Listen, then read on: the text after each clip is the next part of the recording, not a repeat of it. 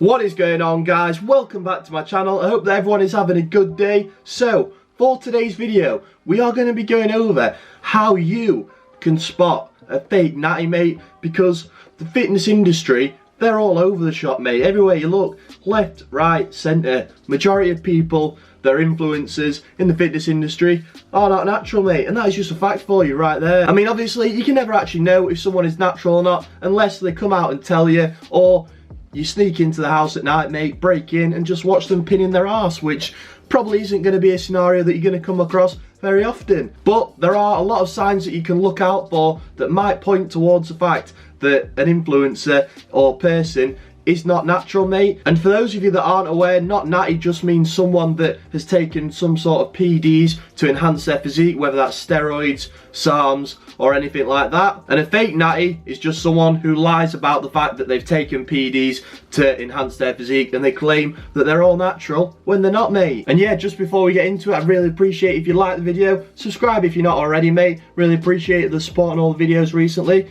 and let's get into it. I mean, firstly, you can just use your common sense to spot some fake natties, such as fucking Mike O'Hearn, mate. How he still claims natural, I will never know. It's absolutely beyond me. Says that he uses fucking duck eggs. That's how he got so huge. The guy's like 50 something and looks like fucking one of the best physiques in the world. If anyone thinks that he's natural, you need checking into a mental hospital and going for a whole rehab session, mate, until your mind is changed. But other than that, what can you do to try and tell if someone is natty or not? One of the easiest ways to tell if someone is natural or not is to look at their rate of progression, whether that be building muscle and strength as well, because basically after around 3 to 4 years of proper training and diet, you know, it's all been on point, you start to reach kind of your genetic ceiling naturally. You start to get to around 80% on average of your maximum kind of muscle building potential. So if someone has been training for kind of 3, 4, 5 years, and then all of a sudden you just see them blow up and get really big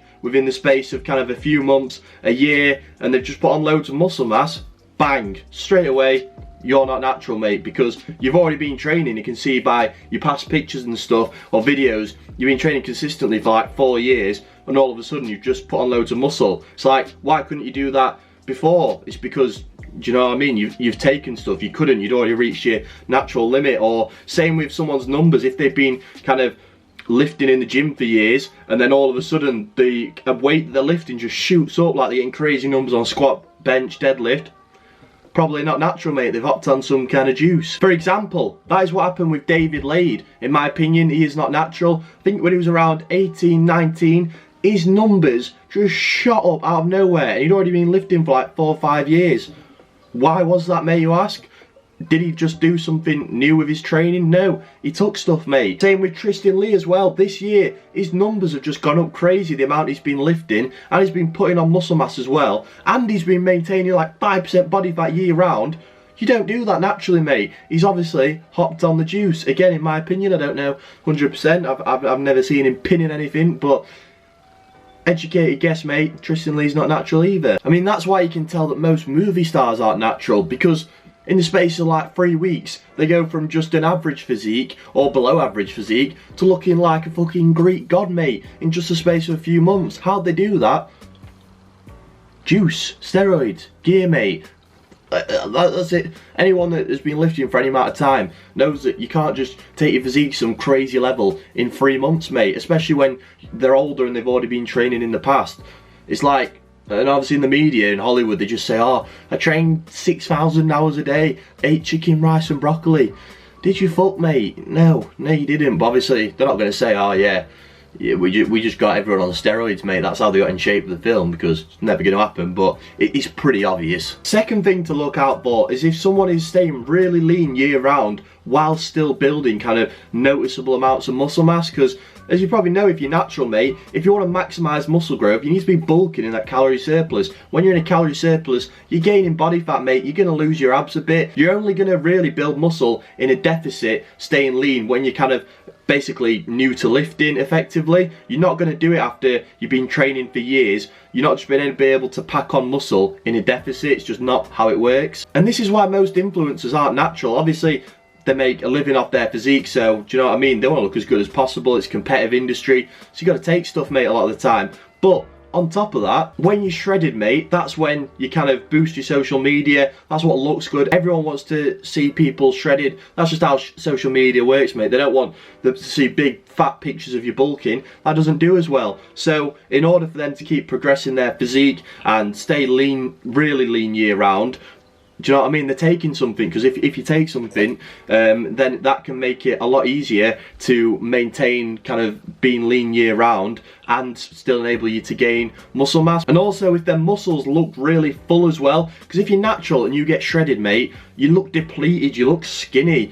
But if you're on stuff, which is obviously why all bodybuilders are on stuff, then if you're shredded, your muscles look full, you look like just juiced up effectively. So that's another way to tell as well. If someone is like really shredded and they're looking like, do you know what I mean, like the muscles of fullness, looking juicy, it's probably another sign they're probably not natural, mate. And this is another one that a lot of fitness influencers bring out. It's when they've been on gear for a while and like they've built a sick, crazy physique. It's pretty obvious they're not natural. Then all of a sudden, maybe because of health complications, or they just don't want to be on, you know, steroids anymore, then they come off it and their physique just considerably looks a lot worse in the space of a couple of months. And they come out with some like stupid excuse like, oh, I've not been training or whatever, or I had an injury. No, mate, bollocks. It's because you've hopped off gear. It's pretty obvious. Also, another potential way to tell if someone's not natty is by looking at how old they are and their physique. For example, people like The Rock, mate, or Terry Crews are about 50 odd. Are they natural? No way. Look at their physique. I mean, especially The Rock's, it's absolutely ridiculous, mate. Anyone that thinks he's natural is living on another planet, mate. Because when you get older, your body starts to go into more of a catabolic state. So your hormones start to decrease, like testosterone. Your body starts to break down muscle more, and it just gets harder to build muscle in general. So if someone's kind of getting into their 40s, 50s, and they're looking absolutely insane, mate, and still making progress and shredded, do you know what I mean? It's pretty obvious that they're probably not going to be natural, or at the very least they are on TRT. Then you've got the side effects of taking steroids. So most commonly, I mean, the ones are acne and gyno, which I'm a bit kind of on the fence of in terms of basing if someone's natural or not. Obviously, they can be kind of a sign that someone's on stuff, but a lot of people do get gyno as a teenager and it does just stay, so you don't have to. Just if you have gyno, that doesn't mean bang, you're not natural, mate. Just because you got acne, again, doesn't mean bang, you're not natural. But if there's multiple signs that they might not be natural, so all of a sudden they've just got way bigger whilst maintaining kind of low body fat, they've not even gained any fat, and then all of a sudden they start to get acne as well, and a bit of gyno, then do you know what I mean? Put it all together, mate, you'd probably say, oh, this guy's not natural. Another one is hair loss as well. Yes, hair loss can be caused by the use of steroids, but hair loss is also a very commonly genetic thing that people just lose the hair, mate, from anywhere to 20s, 30s, 40s, whatever. But again, if you start to notice a combination of factors, like someone starts to put on loads of muscle mass, get a bit of acne, and the hair's all of a sudden falling out, you know what I mean, mate? Probably hopping on a little bit of the old juice. Then you've got the one that lots of people say, which is huge shoals and traps, which again, a bit iffy on, because I have big shoals and traps. They're my two kind of best muscle groups by a mile, and that's just genetics. Some people do have really big shoals and traps, but if they start getting absolutely outrageously sized, mate, like just huge fucking 3D delts and monster traps are out of absolutely nowhere, then again, that can be a sign, especially if you combine it with other stuff, that they might be on something. It's because of more kind of androgen receptors in those areas, so that's why they can kind of blow up quicker. Another thing that I think makes it quite obvious is when these influencers are in videos and they're asked if they're natural or not. I mean, I'm not a fucking psychologist, you know what I mean, but I think it's quite easy to tell when someone's kind of hiding something or lying, because people who are on stuff and are claiming that they're not fake natties, they're normally so defensive and aggressive, mate, because they've got something to like hide, and they're just trying to suppress it. And obviously they're never going to say that they're not natty, because obviously that's how they make their money off their physique, and they'd lose money if they said they were not natty, most likely, with kind of sales of workout programs, coaching, sponsorships, whatever it may be, mate. Because everyone that I know that's natural wouldn't care if someone says you're not natural.